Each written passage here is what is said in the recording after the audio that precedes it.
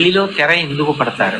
పెళ్లి పీటల మీదకి వెళ్ళే పర్యంతం పెండ్లి కుమారుడు పెండ్లి కుమార్తె ఒకరినొకరు చూసుకుని ఉండరు అన్నది శాస్త్రవాక్కు.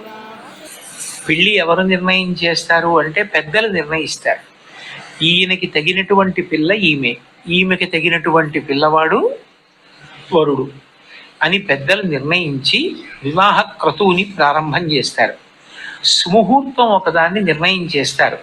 ఆ తెర మీద ఏదో ఒక్క స్వస్తిక్ గుర్తు తప్ప ఇంకా ఏదీ వేయకూడదు. సంప్రదాయం తెలిసున్న వాళ్ళై ఆడపిల్ల వైపు నుంచి ముగ్గురు పట్టుకోవాలి, మగపిల్లవాడి వైపు నుంచి ఇద్దరు పట్టుకోవాలి. అంటే వైదికమైనటువంటి వస్త్రధారణతో ఉన్న వాళ్ళై ఉండాలి. వాళ్ళు తమ చేత్తో తెర పట్టుకోవాలి. సుముహూర్త కాలం రాగానే తెర పైకి ఎత్తకూడదు, తెర కిందకి దింపేస్తారు. తెర కిందకి దింపి సుముహూర్త సమయం ఆసన్నమైంది అంటే అఘోర చక్షు అని ఉంటుంది మంత్రం.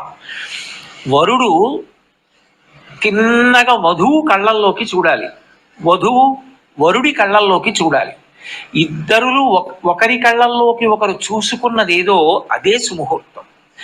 ఆ సమయంలో అలా కానీ చూసుకున్నట్టయితే బహుపుత్రవంతులై చక్కగా ఆడపిల్లలు మగపిల్లలు కూడా పుట్టి కావలసినంత డబ్బు ధార్మికంగా సంపాదించి యజ్ఞయాగాది క్రతువులు చేసి ఇక్కడ మంచి పేరు ప్రఖ్యాతులతో జీవనం చేసి తదనంతరము ఊర్ధ్వలోకాల్ని పొందుతారు అని.